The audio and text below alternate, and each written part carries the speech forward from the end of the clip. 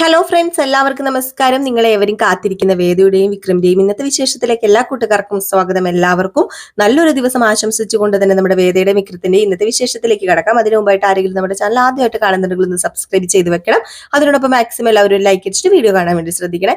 അങ്ങനെ തുടങ്ങുമ്പോൾ തന്നെ കാണിക്കുന്നത് നമ്മുടെ വേദയുടെ അച്ഛനെയൊക്കെ തന്നെയാണ്. ആ ഒരു ബർത്ത്ഡേ സെലിബ്രേഷൻ ആണ്. നമ്മുടെ വേദ മാത്രം ഗിഫ്റ്റ് കൊടുക്കാതെ മാറി നിൽക്കുന്നത് കണ്ടപ്പോൾ വർഷ ചോദിക്കാണ്, നിനക്ക് എന്താ മോളെ വിഷമം, നിനക്ക് ഗിഫ്റ്റ് കൊടുക്കാൻ പറ്റാഞ്ഞിട്ടാണോ എന്ന് കളിയാക്കി ചോദിക്കുന്ന രീതിയിൽ തന്നെയാണ് നമ്മുടെ വർഷ ചോദിക്കുന്നത്.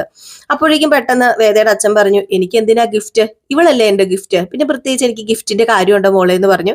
വേദനെ കെട്ടിപ്പിടിച്ചു, വേദയും തിരിച്ച് കെട്ടിപ്പിടിച്ചു. അങ്ങനെ സന്തോഷത്തോടു കൂടി നിൽക്കുമ്പോഴത്തേക്കും നമ്മുടെ മുത്തശ്ശി പറയാണ്, നിങ്ങൾ ഇവിടെ നിൽക്കി, ഞാനിപ്പോ വരാന്ന് പറഞ്ഞ് പൂജാമുറി പോയിട്ട് കുറച്ച് പ്രസാദമൊക്കെ എടുത്തുകൊണ്ട് വന്ന് നമ്മുടെ ജഡ്ജിന്റെ കയ്യിലേക്ക് കൊടുക്കുകയാണ്. അങ്ങനെ ജഡ്ജ് എല്ലാവർക്കും ആ ഒരു പ്രസാദമൊക്കെ തൊട്ട് കൊടുക്കുന്നു. എല്ലാവരും ജഡ്ജിന്റെ കാലേ വീണ് അനുഗ്രഹമൊക്കെ മേടിക്കുന്നു. അപ്പം വേദ അനുഗ്രഹം മേടിച്ചപ്പോഴത്തേക്കും നമ്മുടെ വേദ പറയാണ്, അതെ, അച്ഛൻ അനുഗ്രഹിക്കേണ്ടത് വേറെ ഒന്നുമല്ല, ഞാൻ ദീർഘസുമംഗലി ആയിട്ട് ഇരിക്കണം എന്ന് അനുഗ്രഹിക്കാൻ പറയാം. ഇത് കേട്ടതും എല്ലാവരും ഞെട്ടിപ്പോയി കേട്ടോ.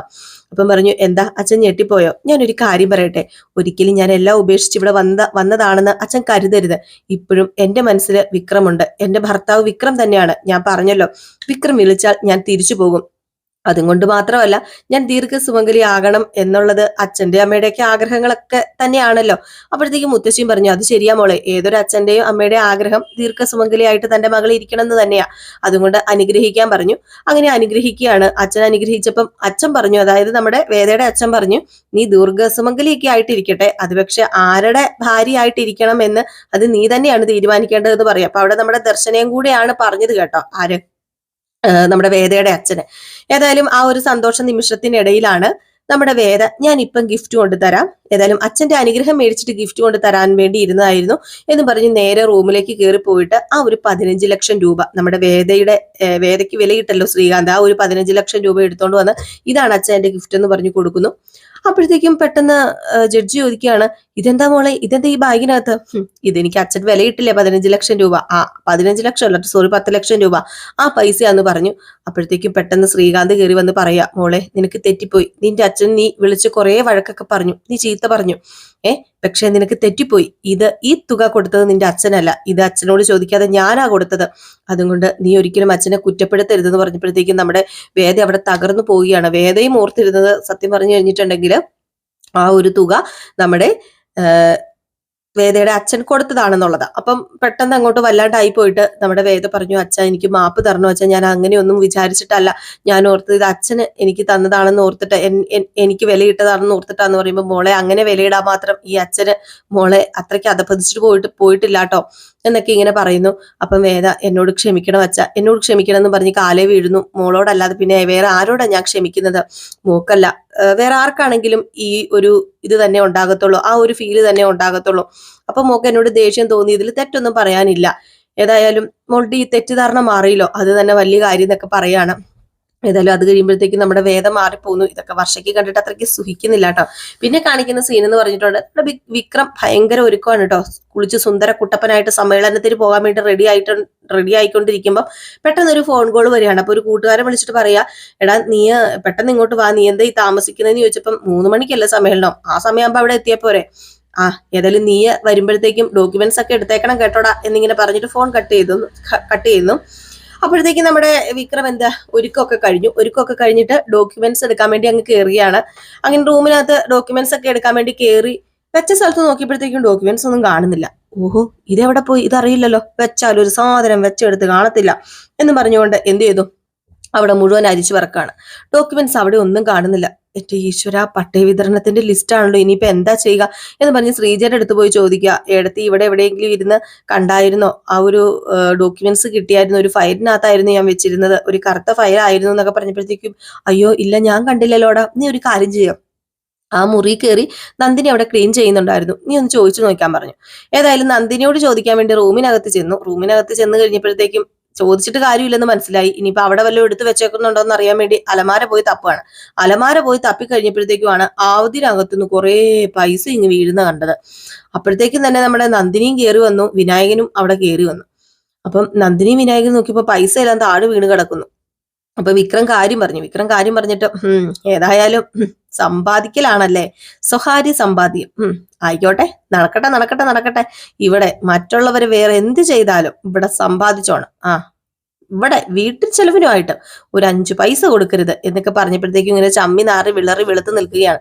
അപ്പൊ ഈ പൈസ നമ്മുടെ നന്ദിനി കണ്ടില്ലായിരുന്നു. അപ്പം വിക്രം അങ്ങ് പോയി കഴിഞ്ഞപ്പോഴത്തേക്കും നന്ദിനി ആണെങ്കിൽ ഈ പൈസ നോക്കുകയാണ്. അപ്പൊ പൈസ നോക്കിയിട്ട് ഇതെവിടുന്ന് ഇത്രയും പൈസ? അത് പിന്നെ നന്ദിനി നിന്റെ വള കൊണ്ട് പണയം വെച്ചതാന്ന് പറഞ്ഞു. എന്റെ വള അത് പോയല്ലേ, അത് പണയം വെച്ചോ, നിങ്ങളത് വിറ്റോ? അത് അത് പിന്നെ എന്തെങ്കിലും ആട്ടെ, നമുക്കിപ്പം പൈസ ആവശ്യം, ഏതായാലും ഇതിന്ന് ബാങ്കിൽ തന്നെ കൊണ്ടുവരണം എന്നൊക്കെ പറഞ്ഞിട്ട് നമ്മുടെ വിനായകൻ പൈസയൊക്കെ പറക്കുകയാണ്. അപ്പൊ നന്ദിനിയോട് ആ ഒരു ഡോക്യുമെന്റ്സിന്റെ കാര്യം ചോദിച്ചു. പക്ഷെ നന്ദിനി അറിയില്ല എന്ന് തന്നെയാണ് പറഞ്ഞത്. ഇത് കഴിഞ്ഞ് കാണിക്കുന്ന നമ്മുടെ ദർശന്റെ അമ്മേനെയും അച്ഛനെയൊക്കെയാണ്. അപ്പൊ അവര് ബർത്ത്ഡേ ഫംഗ്ഷന് വേണ്ടി നേരെ വീട്ടിലേക്ക് പൊക്കോണ്ടിരിക്കുകയാണ്. അപ്പൊ അതിനിടയിൽ നമ്മുടെ വേദ വന്നതിനെ കുറിച്ചാണ് കേട്ടോ ഇവരുടെ സംസാരം. അങ്ങനെ ദർശന്റെ അമ്മ പറയുകയാണ്, അവിടെ ചെന്ന് നീ എടുത്തു ചാടി അങ്ങോട്ട് സമ്മതിക്കുമൊന്നും വേണ്ട.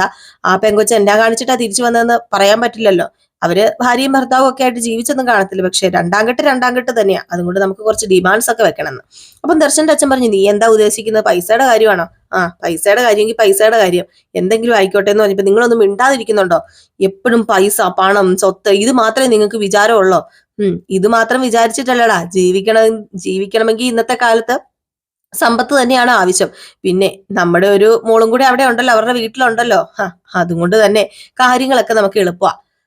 ഏതായാലും അങ്ങോട്ടേക്ക് ചെല്ലട്ടെ എന്നൊക്കെ ഇങ്ങനെ പറയുമ്പോഴത്തേക്കും വിനായകന്റെ അച്ഛനല്ലേ, സോറി, നമ്മുടെ നീ ഒന്നും മിണ്ടാതിരിക്കുക, നീ തലയ്ക്ക് കുറച്ച് സമാധാനം അവിടെ ചെന്ന് കയറിയില്ല, അതിനു മുമ്പ് നിനക്ക് തുടങ്ങിയില്ലോ എന്നൊക്കെ ഇങ്ങനെ പറഞ്ഞപ്പോ ദർശനും പറഞ്ഞു, ഞാൻ അവളെ ഒന്ന് കാണട്ടെ, കണ്ട് സംസാരിക്കട്ടെ, അവളുടെ മനസ്സിലിരിപ്പ് എന്താണെന്ന് അറിയട്ടെ, എന്നിട്ട് പോരെ നിങ്ങളുടെ ഈ ഒരു സംസാരമൊക്കെ എന്നൊക്കെ ഇങ്ങനെ പറഞ്ഞ് ദർശനം ദേഷ്യപ്പെട്ടിരിക്കുകയാണ്. അങ്ങനെ നേരെ ഇവര് വീട്ടിലേക്ക് കയറി ചെല്ലുന്നു. അതായത് നമ്മുടെ വേദയുടെ വീട്ടിലേക്ക് കയറി ചെല്ലുന്നു. അവിടെ ചെന്ന് കഴിയുമ്പോൾ വർഷ അയ്യോ അമ്മേ എത്തിയോ എന്ന് പറഞ്ഞ് നേരെ ഓടി വന്ന് നമ്മുടെ ദർശന്റെ അമ്മേനെയൊക്കെ കെട്ടിപ്പിടിക്കുകയാണ്. വേദയാണെങ്കിൽ മുഖം കൊടുക്കാതെ മാറി തിരിഞ്ഞിങ്ങനെ ഇരിപ്പുണ്ട്. വേദയ്ക്ക് താല്പര്യമില്ലല്ലോ, ദർശനോട് താല്പര്യമില്ലെന്ന് പറഞ്ഞാൽ ദർശനോട് വേറെ ഒരു രീതിയിലുമല്ല, വേറൊരാളുടെ ഭാര്യയാണ്. അപ്പൊ ആ ഒരു രീതിയിൽ നമ്മുടെ വേദയ്ക്ക് നിൽക്കാനായിട്ട് സാധിക്കുള്ളൂ. അങ്ങനെ ദർശൻ വേദയ്ക്ക് സുഖമല്ലേ എന്നിങ്ങനെ ചോദിച്ചപ്പം അതേ ദർശ സുഖമാണ്. അപ്പോഴത്തേക്കാണ് നമ്മുടെ ദർശന്റെ അമ്മ പറഞ്ഞത്, അല്ലെങ്കിൽ അവക്കൊരു പ്രശ്നമില്ലല്ലോ, മനസ്സമാധാനം ഇല്ലാതാകുന്നത് ബാക്കിയുള്ളവർക്കല്ലേ. അപ്പം ദർശൻ പറഞ്ഞു, അമ്മയൊന്നും മിണ്ടാതിരിക്കുന്നുണ്ടോ? അപ്പം ദർശന്റെ അച്ഛനും പറഞ്ഞു, ഇപ്പൊ ഇവിടെ മനസ്സമാധാനം ഇല്ലാതാക്കാൻ മാത്രം ഒന്നും ഉണ്ടായിട്ടില്ലല്ലോ, എല്ലാം മനസ്സിലാക്കി അവള് തിരിച്ചു വന്നില്ലേ, ഇനി നമ്മളായിട്ട് ആ വിഷയം സംസാരിക്കാതിരുന്നാല് തനിയെ സമാധാനം ഉണ്ടായിക്കോളും അല്ലേ മോളെ എന്ന് ചോദിച്ചു. അപ്പോഴത്തേക്ക് നമ്മുടെ വേദയൊന്നും മിണ്ടുന്നില്ല. അപ്പം ദർശന്റെ അച്ഛൻ പറഞ്ഞു, ദേ നീ ഒരു കാര്യം ചെയ്യ ദർശ, മോളെയും കൂട്ടി നീ അപ്പുറത്ത് പോയി സംസാരിക്കുക, അല്ല ശങ്കരേട്ടന് വിടിയില്ലേ, ഞാനൊന്ന് പോയി കണ്ടിട്ട് വരാം, ബാ ഗായത്രി എന്ന് പറഞ്ഞ് നമ്മുടെ ദർശന്റെ അമ്മേനെയും കൂട്ടി നേരെ വേദയുടെ അച്ഛനെ കാണാൻ വേണ്ടി അവര് പോയി. ദർശനും വേദയും സംസാരിക്കാനും കൂടെ പോയി കേട്ടോ. അങ്ങനെ നമ്മുടെ ദർശൻ ചോദിക്കുകയാണ്, അല്ല ഞാൻ അന്ന് രാത്രി നിന്നോട് പറഞ്ഞ കാര്യം നീ മറന്നല്ലേ, ഒരു വിളിപ്പുറത്ത് ഞാൻ ഉണ്ടാവൂന്ന് പറഞ്ഞില്ലായിരുന്നോ? ഒരു പ്രശ്നം ഉണ്ടായപ്പം നീ ഒരു കാര്യം ചെയ്യണ്ടായിരുന്നോ? വേദയ്ക്ക് എന്നെ വിളിക്കായിരുന്നല്ലോ, അതെന്താ എന്നെ വിളിക്കാതിരുന്നത്? ഇതിപ്പം വർഷേച്ചി പറഞ്ഞിട്ട് വേണമായിരുന്നോ ഞാൻ ഇതൊക്കെ അറിയാന്? അല്ല എന്ത് എന്ത് എന്താ ഈ പറയുന്നത്? ഏയ് കമോൺ വേദ, അവിടുത്തെ പ്രശ്നങ്ങളൊക്കെ ഞാൻ അറിഞ്ഞു. വേദയുടെയും വിക്രത്തിന്റെയും ഒക്കെ ഫോട്ടോ പോസ്റ്ററിൽ ഇങ്ങനെ വന്നപ്പം അതൊക്കെ കണ്ട് വിഷമിച്ചു ഞാന്. പക്ഷെ ഇപ്പൊ എനിക്ക് മനസ്സിലായി, നിനക്ക് അവിടെ പൊരുത്തപ്പെടാൻ പറ്റില്ല, അതൊക്കെ അവന്റെ കളിയായിരുന്നു. ദേ ദർശൻ, ഇതെന്തു മനസ്സിലാക്കി എന്നായി പറയുന്നത്? എനിക്കൊന്നും മനസ്സിലാവുന്നില്ല. ഞാനൊരു കാര്യം പറയട്ടെ, ഇവിടെ നിന്ന് ആ വീട്ടിലേക്ക് പോയ അതേ വേദ തന്നെയാണ് ഞാൻ ഇപ്പോഴും ഞാൻ വിക്രത്തിന്റെ ഭാര്യ. ആ പോസ്റ്ററിലെ ഫോട്ടോ വരാൻ കാരണം ഒരിക്കലും വിക്രമല്ല, ഈ ഞാൻ തന്നെയാ. അപ്പം ദർശൻ ഞെട്ടിപ്പോവാണ് കേട്ടോ. എന്നിട്ട് നമ്മുടെ വേദ പറഞ്ഞു, എനിക്ക് അച്ഛന്റെ പിറന്നാളിന് പങ്കെടുക്കണം, ഒരു ഗിഫ്റ്റ് കൊടുക്കണം എന്നൊക്കെ ഉണ്ടായിരുന്നു. പിന്നെ ഞാൻ ഇനി തിരിച്ചു പോവുകയും ചെയ്യും, എന്നെ വിക്രം തന്നെ തിരിച്ചു കൂട്ടിക്കൊണ്ട് പോകും, ഞാൻ പോവുകയും ചെയ്യും, അതിന് യാതൊരു മാറ്റവും ഇല്ല. ഏതായാലും ദർശൻ വന്നതല്ലേ, ദർശൻ ഇരിക്കുക, നമുക്ക് മറ്റെന്തെങ്കിലും സംസാരിക്കാം എന്നിങ്ങനെ പറയുകയാണ്. ഏതായാലും ദർശൻ ഒരുപാട് പ്രതീക്ഷിച്ചു വന്നതായിരുന്നു കേട്ടോ. പക്ഷേ ദർശൻ എന്താ അവിടെ 3G ആകുകയാണ് ചെയ്തത്. ഇതെല്ലാം മുകളിൽ നിന്ന് നമ്മുടെ വർഷയും അതുപോലെ വേദയുടെ അനിയത്തി നിരീക്ഷിക്കുന്നുണ്ട് കേട്ടോ. കാരണം ഇവര് രണ്ടുപേരും എന്താ സംസാരിക്കുന്നതെന്നൊക്കെ അറിയാൻ വേണ്ടി. ഏതായാലും നമ്മുടെ ദർശൻ അങ്ങോട്ട് തലയ്ക്ക് വട്ടുപിടിച്ചോലെ ആയിപ്പോയി. പിന്നെ കാണിക്കുന്നത് വട്ടുപിടിച്ച വേറൊരാളെയാ, നമ്മുടെ വിക്രത്തിനാണെങ്കിൽ തലയ്ക്ക് മുഴുഭ്രാന്തായി. ഡോക്യുമെന്റ്സ് ഒന്നും കാണുന്നില്ല. അപ്പൊ അതിന്റെ ടെൻഷനിൽ ഇങ്ങനെ ഇരിക്കുകയാണ് കേട്ടോ. അങ്ങനെ നമ്മുടെ വിക്രം ഇരിക്കുമ്പോഴത്തേക്കുമാണ് പെട്ടെന്ന് ഒരു ഫോൺ കോൾ വരുന്നത്. വീണ്ടും കൂട്ടുകാരൻ വിളിച്ചിട്ട് ഇത് സമയം എത്രയായി എന്ന് ഓർത്തോണ്ടാ. അതെ എന്നെ സാറ് വിളിച്ചായിരുന്നു. സാർ ഒരു മീറ്റിങ്ങിന് കയറിയൊക്കെ നീ ഒരു കാര്യം ചെയ്യണം, നീ എത്രയും പെട്ടെന്ന് തന്നെ ഒരു ഫയൽ നിന്റെ കയ്യിൽ ഏൽപ്പിച്ചില്ലേ അതുമായിട്ട് വരണമെന്ന് പറഞ്ഞു. എന്നിട്ട് പറഞ്ഞു കൂടെ വേദനയും കൂടെ കൂട്ടണമെന്ന് പറഞ്ഞപ്പോ താനൊന്ന് വെച്ചിട്ട് പൊക്കെ കാലി വന്നിട്ട് ഇരിക്കുമെന്ന് പറഞ്ഞ് ഫോണും കട്ട് ചെയ്തു. എന്നിട്ട് ഇങ്ങനെ ഇരിക്കുമ്പോഴാണ് നമ്മുടെ നന്ദിനി വരുന്നത്. അങ്ങനെ നന്ദിനി വന്നിട്ട് പറയാണ്, അതെ നീ ടെൻഷൻ ഒന്നും അടിക്കണ്ട, ഞാൻ ഇപ്പോഴാ ഒരു കാര്യം ഓർത്തത്. ആ ഒരു ഫയൽ ഒരു ദിവസം വേദ ഇവിടെ നിന്ന് നോക്കുന്നത് കണ്ടു. അത് മിക്കവാറും വേദയുടെ കയ്യിലാകാനാ ചാൻസ് കൂടുതൽ. എനിക്ക് അങ്ങനെയാ തോന്നുന്നത്. പിന്നെ അവൾ എടുക്കുന്നത് ഞാനൊന്നും കണ്ടില്ല കേട്ടോ. ഇനിയിപ്പം ഞാനാണ് ഇത് ഇവിടെ പറഞ്ഞു തന്നതെന്നും പറഞ്ഞ് ഇനി നീ ഭൂകമ്പം ഉണ്ടാക്കാനൊന്നും പോകരുതെന്ന് പറഞ്ഞു. ഏതായാലും വിക്രത്തിന് മനസ്സിലായി ഇനിയിപ്പം വേദ അത് കൊണ്ടുപോയിട്ടുണ്ടോ, അത് വേദ കൊണ്ടുപോകാൻ ചാൻസ് ഉണ്ട് എന്ന് നമ്മുടെ വിക്രത്തിന് മനസ്സിലായി. അതുകൊണ്ട് നമ്മുടെ വിക്രം വേദേനെ വിളിക്കുക. അങ്ങനെ ദർശനുമായിട്ട് സംസാരിച്ചുകൊണ്ടിരുന്നപ്പോഴാണ് വിക്രം വിളിച്ചത്. വിക്രം വിളിച്ചതും ഹലോ ഇതാരാ സംസാരിക്കുന്നത്, ആരാന്ന് മനസ്സിലായില്ലേ നിനക്ക് എന്ന് ചോദിച്ചു. ഇല്ല ആരാന്ന് മനസ്സിലായില്ല, പക്ഷെ എവിടെയോ ഈ വോയിസ് കേട്ടതുപോലെയുണ്ട്, പക്ഷെ ആരാന്ന് പിടികിട്ടുന്നില്ല. എടി നീ അധികം അഭിനയിക്കില്ലേ, നിനക്കാരും ഓസ്കാർ അവാർഡ് ഒന്നും തരാൻ പോകുന്നില്ല. അപ്പൊ നമ്മുടെ വേദ എന്ന് പറഞ്ഞ് ചിരിച്ചു കേട്ടോ. അല്ല ദർശൻ ഒരു മിനിറ്റ് ഞാൻ ഇപ്പൊ വരാന്ന് പറഞ്ഞ് ദർശനോട് ഒരു മിനിറ്റ് പറഞ്ഞിട്ട് നമ്മുടെ വേദ റൂമിലേക്ക് കയറി പോവുകയാണ്. അപ്പൊ തന്നെ ദർശന് മനസ്സിലായി അത് വിളിച്ചത് വിക്രമാണെന്ന്. അപ്പോഴത്തേക്കും നമ്മുടെ ദർശൻ ഒരു സംതിങ് പ്രോബ്ലം തോന്നൂലോ. അപ്പൊ ഇവര് തമ്മിൽ ഓൾറെഡി പ്രശ്നമൊന്നും ഇല്ലാന്ന്. ഏതായാലും ആ ഒരു സീൻ കാണിച്ചിട്ടാണ് ഇന്നത്തെ വിശേഷം അവസാനിക്കുന്നത്. ഇനി നാളെ കാണിക്കാൻ പോകുന്ന സീന് നമ്മുടെ വിക്രം വരുന്നു, വേദേനെ കൂട്ടിക്കൊണ്ടു പോകുന്നു. രസമാണ് കേട്ടോ നമ്മുടെ കഥ കേൾക്കാനും കാണാനും ഒക്കെ. അപ്പൊ എല്ലാവരും കാത്തിരിക്കുക. അപ്പൊ അടുത്ത വിശേഷമായിട്ട് വരാം. Tata bye bye.